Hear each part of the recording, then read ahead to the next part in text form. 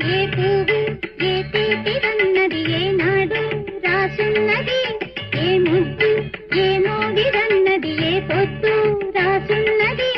బంధాలై పెనవేయు వయసుకు అందాలే దాసోహమనగా, మందారం విరబూయు పెదవులు మధువులనే సరిచూడమనగా.